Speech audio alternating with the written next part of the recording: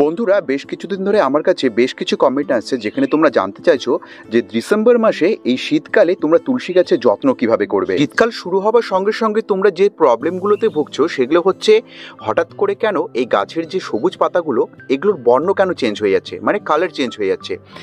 গাছে নতুন করে যে সমস্ত পাতাগুলো আসছে তাদের আয়তন ভীষণ পরিমাণে ছোট এবং তার সঙ্গে হচ্ছে কি এই সবুজ ভাবগুলো গাছ নষ্ট করে দিয়ে গাছের পাতা প্রচুর পরিমাণে হলুদ হয়ে ঝরতে শুরু করেছে। এর সঙ্গে কিন্তু গাছের মধ্যে সেভাবে কোনো ডেভেলপমেন্ট নেই। এই সমস্ত প্রবলেমগুলোর সমাধান আজকের এই সম্পূর্ণ ভিডিওতে আমি আলোচনা করব। এই ভিডিওতে সম্পূর্ণ মনোযোগ সহকারে তোমরা দেখো, তাহলে জানতে এবং বুঝতে পারবে যে এই ডিসেম্বর মাসে দাঁড়িয়ে এই প্রখর ঠান্ডাতে আমরা তুলসী গাছের যত্ন কিভাবে করলে পরে এই সমস্ত সমাধান থেকে আমরা গাছকে মুক্তি দিতে পারবো। তেমনি আজকের এই ভিডিওতে শেষে আমি এমন একটা অর্গানিক খাবার তোমাদের সঙ্গে আলোচনা করব যেই খাবার তুলসী গাছের প্রয়োগের মাধ্যমে তোমরা মাটিকে যেমন উর্বর রাখতে পারবে তেমনি কিন্তু গাছের মধ্যে তোমরা নাইট্রোজেনের সরবরাহ কিন্তু ভরপুর পরিমাণে করতে পারবে। তো বন্ধুরা দেখতে থাকো সম্পূর্ণ ভিডিওটা মনোযোগ সহকারে, কোনো স্কিপ করবে না। এবং যে সকল নতুন দর্শক বন্ধুরা আজ পিকাস গার্ডেনিং এ প্রথমবার এসেছো তারা অবশ্যই চ্যানেলটিকে সাবস্ক্রাইব করবে এবং পাশে দেওয়া বেল আইকনটি অল এ প্রেস করে নেবে।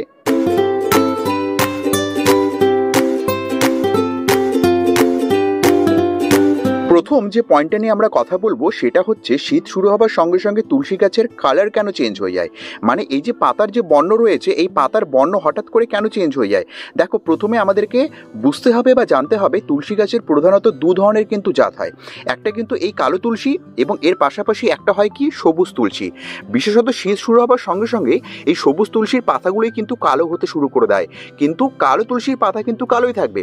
সবুজের পাতা কেন কালো হয়ে যায়? সবুজের পাতা কালো হবার পেছনে যেটা প্রধান কারণ সেটা হচ্ছে প্রখর ঠান্ডা। যখনই শীত বাড়তে থাকে তখন কি করে আমাদের পাতার বর্ণ তৈরি করে কে ক্লোরোফিল। তখন কি হয় গাছ নিজেকে বাঁচানোর জন্য ক্লোরোফিল সেগমেন্ট কিন্তু রাখে না নিজের মধ্যে, তখন কি করে অ্যান্থোসায়ানিন তৈরি করতে শুরু করে দেয়, কারণ নিজেকে এই প্রচণ্ড ঠান্ডার মধ্যে বাঁচিয়ে রাখতে হবে। যখন অ্যান্থোসায়ানিন সে তৈরি করতে শুরু করে পাতাতে তখন দেখতে পারবে এই সবুজ পাতাগুলো কিন্তু আস্তে আস্তে করে এইভাবে কিন্তু কালো পাতায় পরিণত হবে এবং নতুন যে পাতাগুলো বাড়বে তার মধ্যে কিন্তু এরকম প্রচুর পরিমাণে সবুজ থাকবে না, এরকম সবুজের সঙ্গে কিন্তু একটু কালো ভাব থাকবে। এটা আমি তোমাদেরকে কালো একটা জাতের এক্সাম্পল দিয়ে দেখাচ্ছি, কিন্তু মেনলি এই জিনিসটাই কিন্তু তোমরা এই সবুজ পাতার মধ্যে দেখতে পারবে। তো এটা কিন্তু একটা ন্যাচারাল প্রসেস, এটা কিন্তু গাছ নিজেকে বাঁচানোর জন্য শীতকালে করে থাকে। তো এটা থেকে বাঁচার উপায় কি? আমাদেরকে কি করতে হবে, এই যে আমাদের তুলসী গাছের পাত্রগুলো রয়েছে যতটা পারবো এই পাত্রগুলোকে আমরা রোদের মধ্যে রাখার চেষ্টা করব এবং শীতের এই যে ঘন কুয়াশা থাকে এটা থেকে বাঁচানোর চেষ্টা করব। আমরা কোনো শেডি এরিয়াতে রেখে দেবো যেখানে হালকা রোদ আসে এবং গাছের ক্লোরোফিলের সংখ্যা বৃদ্ধি করানোর জন্য আমরা এমন জায়গায় রাখবো যেখানে সারাদিনের প্রায় সারাক্ষণ রোদ থাকে। এবার কথা বলবো আমাদের তুলসী গাছের দ্বিতীয় প্রবলেম নিয়ে, যেটা তোমরা কমেন্ট করে জানতে চেয়েছো। দ্বিতীয় প্রবলেম কি হচ্ছে, আমাদের তুলসী গাছের শীত পড়ার সঙ্গে সঙ্গে কিন্তু নতুন পাতার আয়তন কিন্তু ছোট হয়ে যাচ্ছে। দেখো এই যে নতুন পাতাগুলো বেরোচ্ছে এর কিন্তু আয়তনে যথেষ্ট ছোট, কিন্তু আমি যদি গোড়ার দিকে পাতাগুলো দেখাই, গোড়ার দিকের পাতাগুলো দেখছো অনেক বড় কিন্তু এর আয়তনে। তো এর মেনলি প্রবলেম হচ্ছে অতিরিক্ত শীত, অতিরিক্ত বেশি কুয়াশা পড়া এবং দিন ছোট হয়ে যাওয়া। 25শে ডিসেম্বরের আগে পর্যন্ত কিন্তু আমাদের দিন এখন ছোট থাকবে এবং দিন ছোট মানে কি গাছ সূর্যের আলো কম পাচ্ছে, গাছের মধ্যে আমাদের গরম ভাব কম থাকছে, দিনের বেলা প্রচণ্ড টেম্পারেচার কম থাকছে, যার জন্য কি হচ্ছে গাছ নতুন করে যে সমস্ত পাতাগুলো ডেভেলপমেন্ট করছে এগুলো কিন্তু ছোট আকারের বেরোচ্ছে। এর থেকে গাছকে রক্ষা করার উপায় হচ্ছে ছাদ বাগানের এমন অংশে আমাকে এই তুলসী গাছটাকে রাখতে হবে যেখানে যেন গাছ সব থেকে বেশি রোদ পায় এবং গাছের মধ্যে যেন কুয়াশা কোনোভাবেই না পড়ে। এবং যখনই দিন বাড়তে শুরু করবে 25শে ডিসেম্বরের পর থেকে, যখন একটু করে টেম্পারেচার বাড়তে থাকবে, দিনের টেম্পারেচারের আমাদের সময়টা বাড়বে, তখন কিন্তু এই প্রবলেমগুলো ধীরে ধীরে কিন্তু গাছের অনেকটা কম হয়ে যাবে। এবং তৎক্ষণাৎ কম করার জন্য তোমরা কিন্তু গাছকে এমন জায়গায় রাখবে যেখানে গাছে কোনো কুয়াশা পড়বে না এবং গাছ ভরপুর পরিমাণে সারাদিনের রোদ পাবে। তৃতীয় যে সমস্যাটা যেটা তোমরা কমেন্টে জানিয়েছো, যেটা তোমাদের সকলে তুলসী গাছের মধ্যে হচ্ছে, সেটা কি এই যে হঠাৎ করে গাছের পাতাগুলো এইভাবে তোমাদের হলুদ হয়ে ঝরে পড়ছে। দেখো তুলসী গাছের যদি পাতা সম্পূর্ণ পরিমাণে এইভাবে হলুদ হয়ে ঝরে পড়ে তাহলে কিন্তু গাছকে বাঁচানো কিন্তু আমাদের ক্ষেত্রে অনেকটাই কঠিন হয়ে পড়ে।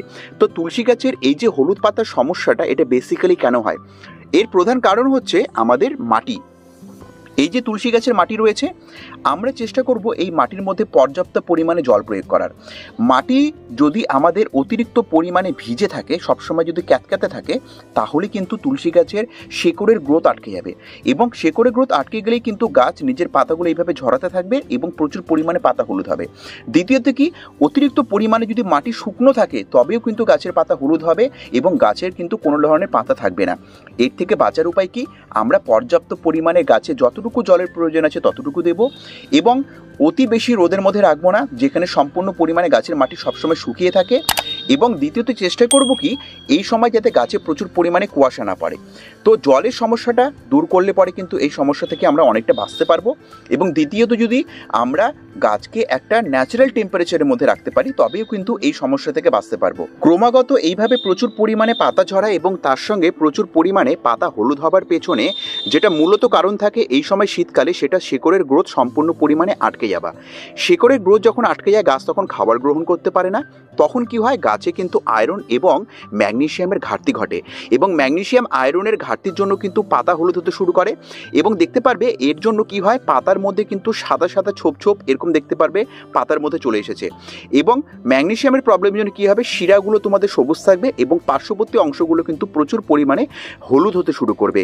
এই সমস্যা থেকে গাছকে রেহাই দেওয়ার জন্য এই সময় তোমরা সামান্য পরিমাণ করে গাছকে কিন্তু আয়রন সালফেট এবং ম্যাগনেসিয়াম সালফেট কিন্তু প্রয়োগ করলেও এই সমস্যাটা থেকে গাছকে সম্পূর্ণ কিন্তু রক্ষা করতে পারবে। চতুর্থ, তোমাদের যে সমস্যাটা তোমরা কমেন্টে বলেছো সেটা হচ্ছে যে বহু জায়গা এমন আছে যেখানে কিন্তু একদমই সূর্যের আলো আসে না। সেখানে তুলসী গাছকে আমরা নতুন তুলসী গাছ কিভাবে প্রতিস্থাপন করব, বা যে তুলসী গাছগুলো আমাদের কাছে আছে তাদের গ্রোথকে আমরা ঠিক করব কিভাবে। নতুন তুলসী গাছ লাগানোর ক্ষেত্রে বা প্রতিস্থাপন করার ক্ষেত্রে যেটা তোমাদেরকে মাথায় রাখতে হবে, যেখানে একেবারেই কোনো রকমের সূর্যের আলো আসে না, সেখানে হচ্ছে এমন করে তোমরা এই টবের মাটিটাকে তৈরি করবে যে টবের মাটি ওয়েল ড্রেনেজ হবে এবং ভুরভুরে হবে।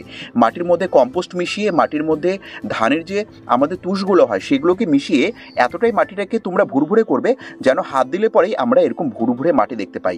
এই ভুরভুরে মাটির মধ্যে হয় কি, আমাদের জল কিন্তু সঞ্চয় হয়ে থাকে না, জল কিন্তু লিকেজ হয়ে বেরিয়ে যাবে। এবং দ্বিতীয়ত হয় কি, এই মাটির মধ্যে শেকড়ের গ্রোথ খুব ভালো থাকে। এটা কিন্তু নতুন গাছ প্রতিস্থাপন করার ক্ষেত্রে। এবং যাদের কাছে অলরেডি গাছ আছে তারা কি করবে, গাছকে এমন জায়গায় রাখবে, বাড়ির সে ব্যালকনি হোক, ছাদ হোক, বারান্দা হোক, এমন জায়গায় রাখবে যেখানে যেন গাছ একটু হালকা বাতাসের মধ্যে যেন গরম ভাব থাকে, যেখানে তোমাদের আলো আসে, মানে সূর্যের সম্পূর্ণ আলো নয়, যেখানে একটু ব্রাইটনেস থাকে, সেরকম জায়গাতে তোমরা কিন্তু এই তুলসী গাছটাকে রাখার চেষ্টা করবে। তাহলে কিন্তু তোমাদের তুলসী গাছের কোনো ধরনের প্রবলেম আসবে না।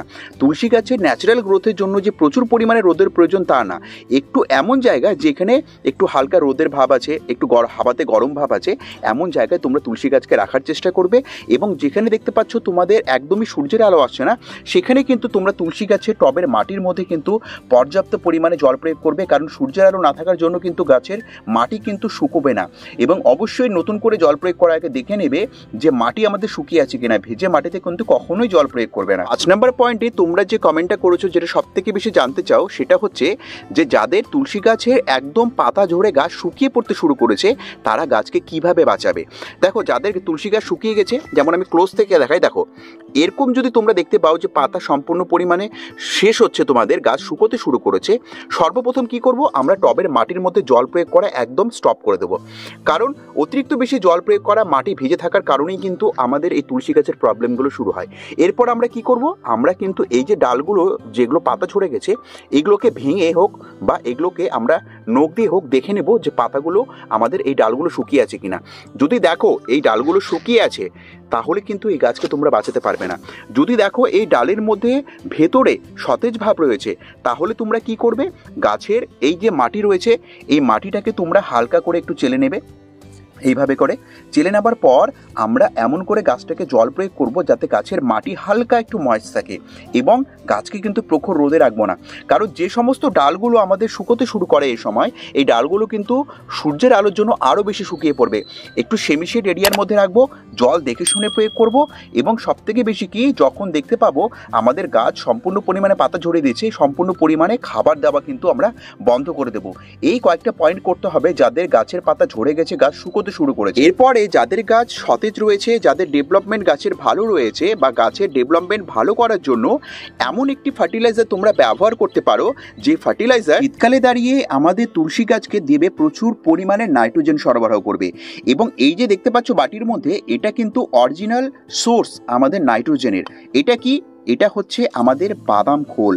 এই যে আমরা বাদামগুলো বাজার থেকে কিনে নিয়ে আসি, এই বাদামের এই যে খোলগুলো হয়, এগুলো কিন্তু প্রচণ্ড পরিমাণে নাইট্রোজেনের সোর্স। আমাদের টবের মাটির মধ্যে প্রচুর পরিমাণে কিন্তু নাইট্রোজেন সরবরাহ করতে পারবে। তো এই বাদাম খোলগুলোকে ফেলে না দিয়ে আমরা কি করতে পারি? সর্বপ্রথমে এই বাদাম খোলগুলোকে সংগ্রহ করে মিক্সির মধ্যে যদি এগুলোকে পেস্ট করে নিই, তাহলে কিন্তু এরকম শুকনো বাদাম খোল আমরা নিজেরাই বাড়িতে তৈরি করে নিতে পারবো। কোনো ফার্টিলাইজার দোকানে গিয়ে আমাদেরকে এটাকে ক্রয় করে আনতে হবে না। এবং দ্বিতীয় কি করতে পারি? এই বাদাম খোলগুলোকে যদি আমরা 1 থেকে হাফ লিটার জলের মধ্যে ডুবিয়ে রেখে অন্তত 24 ঘন্টার জন্য ছেড়ে দিই, তাহলে কিন্তু এরকম একটা লিকুইড ফার্টিলাইজার আমরা পেয়ে যাব, যেটা কিন্তু সম্পূর্ণ পরিমাণে নাইট্রোজেন বেসড একটি ফার্টিলাইজার। তো এই দুইভাবে কিন্তু এই যে আমরা বাদাম খোল তৈরি করেছি, এই খোলও, এবং এই যে লিকুইড তৈরি করেছি, এই লিকুইড, এই দুটোকেই কিন্তু আমরা শীতকালে ক্রমাগতভাবে আমাদের তুলসী গাছের ডেভেলপমেন্টের জন্য কিন্তু প্রয়োগ করতে পারি। প্রতি 15 থেকে 20 দিনে যদি এরকম দেখতে পাচ্ছ, এই ছোট চামচের 1 চামচ এরকম বাদাম খোল, শুকনো খোল আমরা যদি তুলসী গাছের মাটির মধ্যে দিয়ে দিতে পারি, তাহলে হবে কি, এই খোল আস্তে আস্তে ডিকম্পোজ হয়ে যেমন মাটিটাকে আমাদের উর্বর করবে, তেমনই কিন্তু এই যে বাদাম খোল রয়েছে, এই বাদাম খোল কিন্তু আমাদের মাটির মধ্যে ভরপুর পরিমাণে নাইট্রোজেন সরবরাহ করবে, যার জন্য কিন্তু আমাদের এই গাছের ডেভেলপমেন্ট কিন্তু আর কখনোই থমকে পড়বে না। বাদাম খোল তৈরি করতে পারোনি, তারা কি করবে? এই যে লিকুইডটা আমরা তৈরি করেছি বাদাম খোল থেকে, সেই লিকুইডটা তোমরা 15 থেকে 20 দিনে এরকম ছোট পাত্রের ক্ষেত্রে তোমরা কি করবে? সামান্য পরিমাণ, এই যে ছোট কাপ থাকে, ছোট কাপের 1 কাপ করে 15 থেকে 20 দিনে তোমরা যদি একবার করে দিয়ে দিতে পারো, তাহলে হবে কি, এই লিকুইড ফার্টিলাইজার আমাদের মাটিটাকে প্রচুর পরিমাণে কি করবে? নাইট্রোজেন সরবরাহ করবে। যার জন্য এই শীতকালে তোমাদের যাদের তুলসী গাছের ডেভেলপমেন্ট থমকে গেছে, তোমাদের তুলসী গাছের পাতা হলুদ হচ্ছে, তোমাদের তুলসী গাছের পাতার বর্ণ চেঞ্জ হচ্ছে, পাতার সাইজ ছোট হয়ে যাচ্ছে, এই সমস্ত প্রবলেমগুলো কিন্তু এই একটি ফার্টিলাইজার কিন্তু তোমাদের সম্পূর্ণ পরিমাণে সমাধান করে দেবে। যে ফার্টিলাইজার কিন্তু আমরা ঘরোয়াভাবে নিজের বাড়িতে তৈরি করে নিতে পারি সামান্য টাকা খরচা করলে। 10 টাকা যদি আমরা খরচা করি, সেই 10 টাকা দিয়ে কিন্তু এই বাদাম খোল হোক বা বাদাম খোলে লিকুইড ফার্টিলাইজার আমরা তৈরি করে নিতে পারি। যেই ফার্টিলাইজার আমরা যদি দোকানে কিনতে যাই, তাহলে অন্তত 100 থেকে 200 টাকা কেজি দরে কিন্তু আমাদেরকে কিনতে হবে। তো বন্ধুরা, এতক্ষণ ধরে যতগুলো পয়েন্ট এবং তার সমাধান নিয়ে তোমাদের সঙ্গে আলোচনা করলাম, এবং এই যে একটি ঘরোয়া ফার্টিলাইজার নিয়ে তোমাদের সঙ্গে আলোচনা করলাম, এগুলো সঠিকভাবে প্রয়োগ করলে এবং এই কারণগুলোকে আইডেন্টিফাই করে সেগুলোকে সমাধান করলে পরেই কিন্তু তোমাদের এই যে তুলসী গাছ রয়েছে, সেই তুলসী গাছের সমস্ত প্রবলেমকে কিন্তু তোমরা এই শীতকালে দূর করে দিয়ে আমার মতো, এই যে শীতকালেও দেখতে পাচ্ছ, দেখো কত সুন্দর গাছ রয়েছে, একদম সবুজে ভরা এবং তার সঙ্গে একদম ডেভেলপমেন্ট যুক্ত। দেখো প্রত্যেকটা পাতার মধ্যেই কিন্তু ডেভেলপমেন্ট রয়েছে, কোনো পাতার মধ্যে কোনো কীটপতঙ্গ নেই, কোনো পাতার মধ্যে কোনো ফাঙ্গাসের প্রবলেম নেই, কোনো কালো পাতা নেই, কোনো পাতার আয়তন ছোট নেই, একদম কিন্তু চকচকে গাছ কিন্তু এরকম তোমরাও কিন্তু এই শীতকালে তোমাদের বাগানের মধ্যে তৈরি করে রাখতে পারবে। তো বন্ধুরা, এটি ছিল আজকের ভিডিও। আশা করছি ভিডিওটা তোমাদের খুব ভালো লেগেছে এবং এতক্ষণ ধরে ধৈর্য দিয়ে ভিডিওটাকে দেখার জন্য তোমাদেরকে অশেষ ধন্যবাদ। এভাবেই আমাদের ভিডিওগুলো দেখতে থাকো, এভাবেই পিকাস গার্ডেনিংকে নিজেদের ভালোবাসা দিতে থাকো। দেখা হবে পরবর্তী ভিডিওতে এরকম আরও নানান ইনফরমেশন নিয়ে, এরকম আরও নানান গুরুত্বপূর্ণ টিপস এবং ট্রিক্স নিয়ে। কিন্তু ততক্ষণের জন্য আমার প্রত্যেকটা দর্শক বন্ধুকে আমি এখানেই জানাচ্ছি আজকের মতো নমস্কার।